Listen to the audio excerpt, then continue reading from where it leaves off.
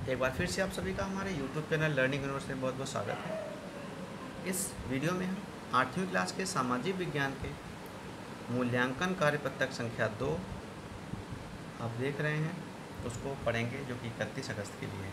छात्रों, पिछली वर्कशीट में हम मूल्यांकन कार्यपत्रक 1 को कर चुके हैं। अगर आपने उसे नहीं किया था तो हमारे प्लेलिस्ट में जाइएगा, 8वीं क्लास की DEO की वर्कशीट वहाँ पर मिल जाएगी। मूल्यांकन कार्यपत्रक में पिछले सप्ताह आपने क्या पढ़ा है उस विषय से संबंधित, उसी से संबंधित प्रश्न होते थे। इस पूरी वर्कशीट में आप देखेंगे, आपके सामने 4 एक नंबर के प्रश्न हैं, उसके बाद 2 नंबर के 3 प्रश्न हैं, 3 नंबर के 2 प्रश्न हैं और 4 नंबर के 1 प्रश्न है। टोटल 20 मार्क यानी 20 नंबर के प्रश्न हैं। इसे अच्छे से करिए, इसी के आधार पर आपका मूल्यांकन होगा। चलिए शुरू करते हैं। सबसे पहले आप अपना और अपने कक्षा अध्यापक का नाम लिखिए। अब प्रश्नों को पढ़ते हैं। मुग़ल बादशाहों में औरंगजेब आखिरी शक्तिशाली बादशाह थे। उन्होंने वर्तमान भारत के एक बहुत बड़े हिस्से पर नियंत्रण स्थापित कर लिया था। 1707 में उनकी मृत्यु के बाद सारे मुग़ल सूबेदार और बड़े बड़े जमींदार ने अपने क्षेत्रीय रियासतें कायम कर ली। जैसे जैसे विभिन्न भागों में ताकतवर रियासतें सामने आने लगी, दिल्ली अधिक दिनों तक प्रभावी केंद्र के रूप में नहीं रह सकी। इधर 18वीं सदी के उत्तरार्ध तक राजनीतिक क्षितिज पर अंग्रेजों के रूप में एक नई ताकत उभरने लगी।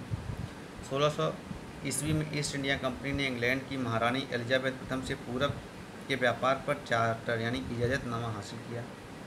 इसके अनुसार कंपनी को पूरब के व्यापार का एकाधिकार मिल गया, यानी इंग्लैंड की कोई और कंपनी इस इलाके में ईस्ट इंडिया कंपनी से होड़ नहीं कर सकती थी। इसके दौरान कंपनी समुद्र पार जाकर नए इलाकों को खंगाल सकती थी, वहाँ से सस्ती कीमत पर चीज़ें खरीद कर उन्हें यूरोप और उनमें ऊंची कीमतों पर बेचकर मुनाफा कमा सकती थी। तब देखिए, ब्रिटिश ईस्ट इंडिया कंपनी से संबंधित आपका नीचे एक प्रश्न है 10वां कि पूर्व में व्यापार के एकाधिकार चार्टर में ब्रिटिश ईस्ट इंडिया कंपनी को किस प्रकार फ़ायदा हुआ। तो क्योंकि इसके ऊपर इसको जब प्रश्न को लिखोगे इन बातों को ध्यान में रखिएगा। चलिए प्रश्नों की तरफ चलते हैं। पहला प्रश्न है, शक्तिशाली मुग़ल शासकों में आखिरी मुग़ल शासक कौन था। तो औरंगजेब। ए के सामने के गोले को आप भरेंगे। दूसरा है, मुग़ल शासक औरंगजेब की मृत्यु के बाद कुछ शक्तिशाली क्षेत्र राज्यों का उदय हुआ, क्योंकि परवर्ती मुग़ल शासक कमज़ोर थे, क्षेत्रीय शासक शक्तिशाली हो गए। आपका दोनों कथन सही है, अब सी भरें। तीसरे और चौथे प्रश्न पर चलते हैं। पूर्व से व्यापार का एकाधिकार चार्टर के द्वारा ब्रिटिश ईस्ट इंडिया कंपनी ने व्यापार का एकाधिकार प्राप्त किया।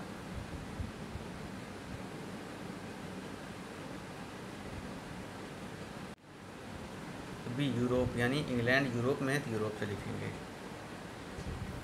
पूर्व से व्यापार का तो भारत और इसके आसपास के जो क्षेत्र थे ये पूर्व पूरा था, तो वहाँ से किया था। अब आते हैं, ब्रिटिश ईस्ट इंडिया कंपनी को पूर्व से व्यापार का एकाधिकार किससे मिला था।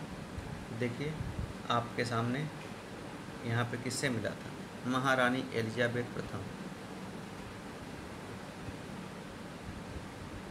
यानी आप यहाँ देखिए महारानी एलिजाबेथ प्रथम, ए आपका सही उत्तर है। अब दूसरे नंबर 5वें नंबर के प्रश्न पे आते हैं।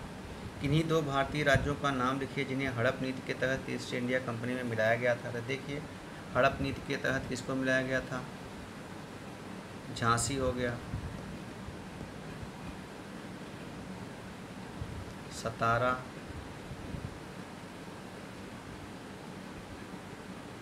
दो ही के नाम लिखने हैं, बाकी बहुत सारे आपको पढ़ाया गया है। जयपुर भी था, अवध, पीगू था, तो ऐसे बहुत सारे हैं। आप जब अपनी किताब पढ़ेंगे या हमने जो वर्कशीट में पढ़ाया आप वहाँ से देख सकते हैं। मराठा संघ में पेशवा की भूमिका क्या थी। यह मराठा में सबसे महत्वपूर्ण पद था और यह शासन का प्रशासनिक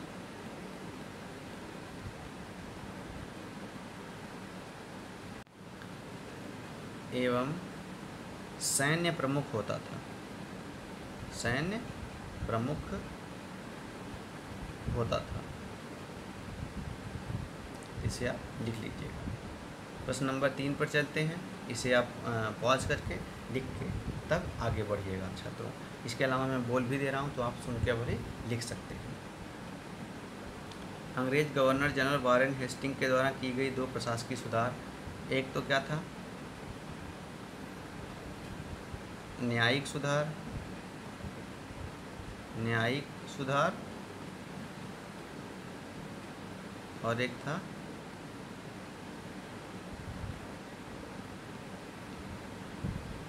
कलेक्टर के पद का सृजन, पद को शक्तिशाली बनाना।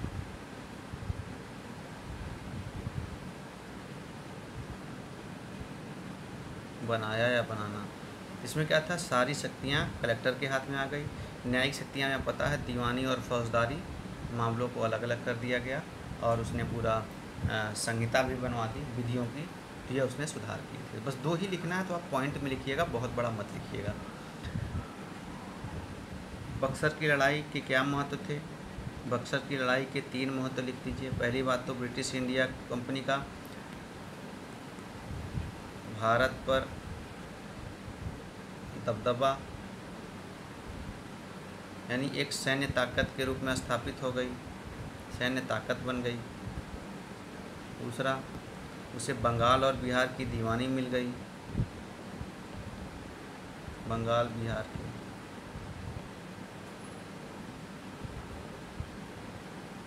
व्यापार में कर मुक्ति मिल गई।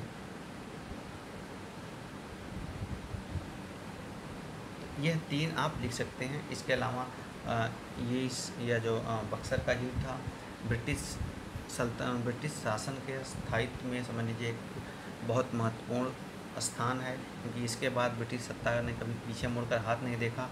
जितने भी प्रदेश थे, अवध का नवाब, चूँकि उस समय जो अवध के नवाब थे और मुग़ल शासक थे, दोनों को हराया गया था।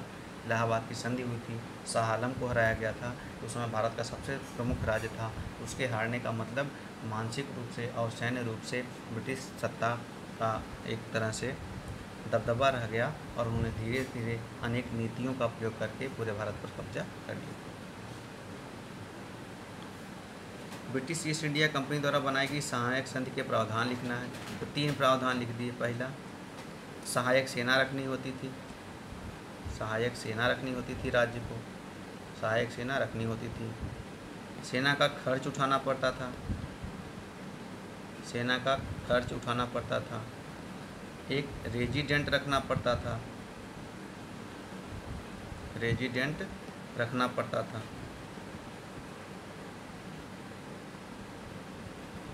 3 हो गया, इतना लिख लीजिए। चौथा पॉइंट लिखते हैं अगर चाहें तो। चौथे में क्या था, अगर वो सैन्य खर्च नहीं उठा पा रहा है, सैन्य खर्च नहीं उठा पा रहा है राज्य, तो क्या करते थे, उसके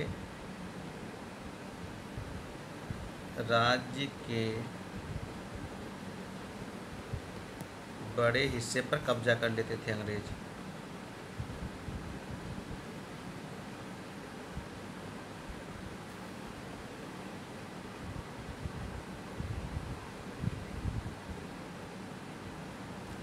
अब 5वां प्रश्न है, इसे समझ लीजिए। पूर्व में व्यापार के एकाधिकार चार्टर से ब्रिटिश ईस्ट इंडिया कंपनी को किस प्रकार फ़ायदा हुआ? पहली बात तो ब्रिटिश ईस्ट इंडिया को लिखेंगे कई प्रकार से फ़ायदा हुआ। कोई भी ब्रिटिश कंपनी, पहला ब्रिटिश कंपनी, यानी आप लिख सकते हैं यहाँ सिंपल लिखिए, इसका कोई प्रतिद्वंदी नहीं था, कोई प्रतिद्वंदी नहीं था। जब प्रतिद्वंदी नहीं होता है तो मार्केट में कंपटीशन नहीं होगा। दूसरा, ये सस्ते सामान को महंगे बेचते थे।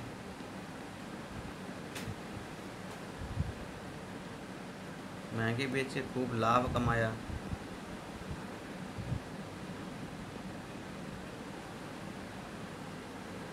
और उस लाभ उठा के उन्होंने अपनी सैन्य शक्ति बढ़ाई, और सैन्य शक्ति बढ़ाकर पूरे भारत और भारतीय उपमहाद्वीप पर कब्जा कर लिया। भारतीय उपमहाद्वीप समझ रहे हैं, श्रीलंका हो गया, जो पाकिस्तान है, अफ़गानिस्तान है, बर्मा है, ये आप आज का बांग्लादेश है, इन सब पे प्रत्यक्ष या अप्रत्यक्ष रूप से इन्होंने अपना शासन स्थापित कर लिया और पूरे इस इलाके को अपना एक उपनिवेश बना के यहाँ से खूब लाभ कमाया, यहाँ का शोषण किया। तो ये 4 पॉइंट आप देख लीजिए, आपका वर्कशीट ये समाप्त होती है। इसे करके अपने कक्षा अध्यापक को शेयर करें। साथ ही साथ अगर आप हमारे चैनल पर पहली बार आए हैं, चैनल को ज़रूर सब्सक्राइब करें। Thank you.